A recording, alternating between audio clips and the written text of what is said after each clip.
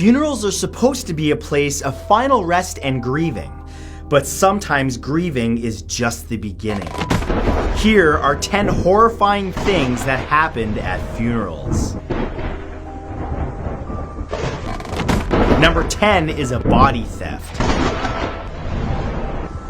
On August 8th, 2015, 25-year-old Julie Mott of San Antonio, Texas, lost her battle with cystic fibrosis. Soon after, her family made arrangements for her funeral, and on August 15th, her funeral was held at Mission Park North Funeral Chapel. However, before the woman could be cremated, as her family requested, her body vanished from her coffin. Funeral home employees notified the family the following morning, and the police were quickly brought in. An investigation was launched which brought forward a suspect whose name was never released. He was the last to leave the home the day of Julie's funeral, and family said that he'd been totally obsessed with her, texting her excessively in days leading up to her death. Unfortunately, no evidence of Julie's body was ever found, though a 60-person search party wound up finding a body in a nearby woods. However, it was not Julie's. To this day, Julie Mott's remains have not been found. Number 9 are moans and groans. We would all like to have just one more conversation with those that have passed that we love. But what do you do when those that have passed begin making noise? On several occasions, the dead have been known to make vocal noises, such as moaning, wheezing, or even sighing loudly. This is mostly due to air being trapped inside the lungs, and the many gases that are created as tissues break down during decomposition. The moaning and groaning that people occasionally hear usually happen when the body is being moved, such as when being transported to the morgue or to the funeral home. However, it has also been heard when pallbearers are carrying the casket to its final resting place. In many instances, loved ones have panicked at the sheer thought of their friend or relative still being alive in the casket, and even believe that they're hearing simple words in the small amount of air that's escaping. Think about that next time you visit an open casket. Number 8 is a shooting. Funerals can bring people together, which can prove unfortunate for some people who are being targeted by killers. An unfortunately large number of people have, believe it or not, lost their lives to shooters while attending memorial services for friends or family. In some cases, such as the March 15th, 2017 shooting that took place at a funeral in Memphis, Tennessee, the reason behind the shots being fired was a disagreement between rival families over the lifestyle choices of the deceased woman who had taken her own life. Luckily in that instance, no one was seriously injured. However, that wasn't the case on March 30th, 2012, when 14 people were shot at a funeral for 21-year-old Morvan Andre, a gang member from Miami, Florida. After someone from one gang touched the corpse in a disrespectful way, members of another gang grabbed their guns from their cars and opened fire, killing 2 and injuring 12 others, including a 5-year-old girl. Number 7 is a dead assault.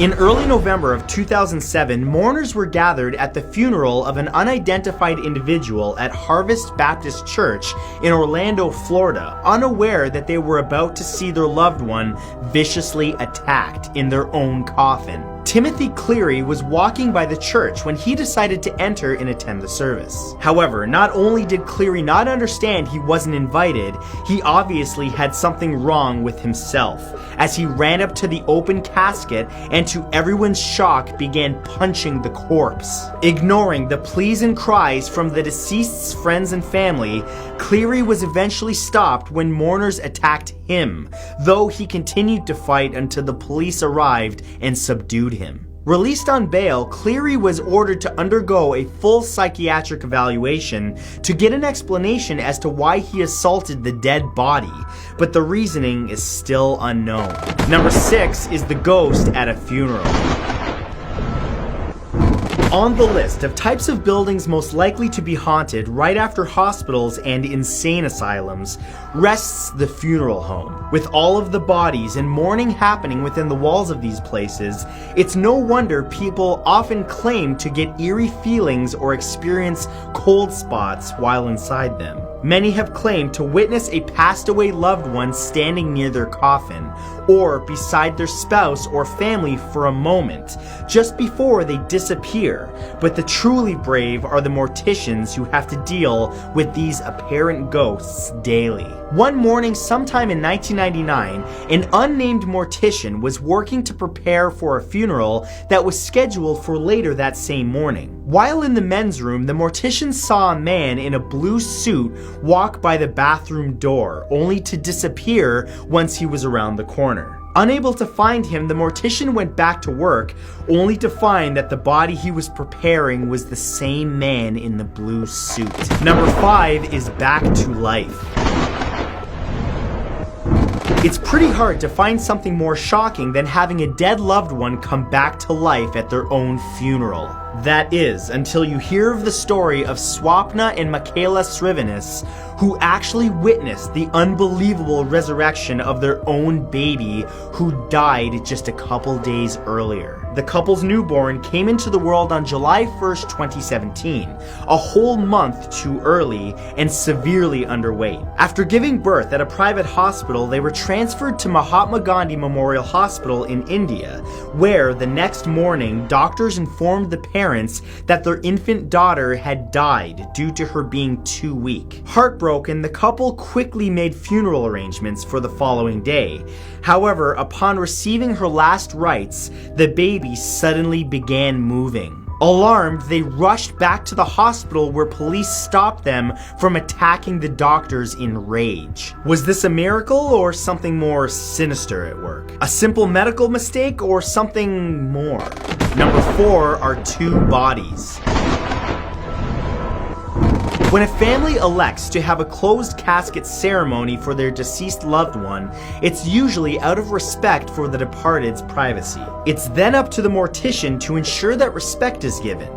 However, in the case of funeral home director Mark Villela, that privacy was more than just invaded. After having a fight with his 28-year-old wife Exili at their Florida home on August 5th, 1999, 29-year-old Villela stabbed her to death while she slept. Then, on August 9th, as people mourned the loss of an 89-year-old woman with a closed casket ceremony, he stuffed Exili's body alongside hers. Friends and family of the woman had no idea that they were attending not one burial but 2. After co-workers became suspicious when Exili failed to show up to work and Mark stopped calling in to check on her, they notified the police. The body was exhumed and the funeral home director was arrested immediately. A twisted end to not 1 but 2 lives. Number 3 is cheering up mommy.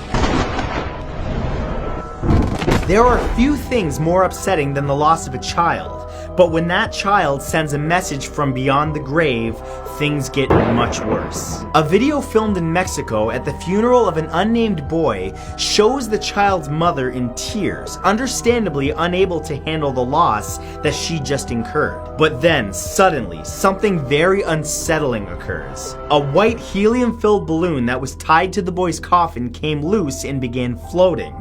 Not up into the ceiling as should have been the case, but almost straight along horizontally until it reached the grieving mother. It then began to circle her before she realized it was there. While some have offered explanations as to how this could have occurred, the mother and several others believe that it was the dead child's spirit. Number 2 is the missing head. Being a mortician is an incredibly stressful and creepy job, especially when you realize they spend more time with the dead during a regular day than they do with the living. But on July 26, 1986, that creepy job became a whole lot more startling for an employee of a funeral home in Mount Vernon, New York. That morning, they were preparing the body of Anthony Parisi, a local grocery store co-founder who'd passed away days before of natural causes. However, when they opened the casket lid, they found that the body was missing his head. Police were called in, but disturbingly, they found no evidence of a break-in, and nothing else in the funeral home appeared to be missing or even moved in any way. It was concluded that a hidden individual must have used a scalpel or even a razor to remove the head, though to this day, the case is a a mystery that remains unsolved. And number 1 is a poisoning. On January 10th, 2015, friends and loved ones were gathered at a wake in a province in northwest Mozambique, Africa. The group was mourning the tragic loss of a couple's newborn baby and enjoying a beer which the infant's mother had brewed herself. However, sometime between visiting the cemetery to bury the baby's body and returning to the wake's location, an unknown person poisoned the beer using bile from a crocodile's liver. 196 people flooded nearby hospitals with various symptoms that brought them near death. Sadly, 69 of the mourners of the funeral did in fact lose their lives to the poison, including the baby's mother, and the person or persons responsible were never apprehended. To this day, the case is still ongoing. It's bad enough that these people had to bury their newborn baby, but to then lose so many loved ones at once is simply unreal.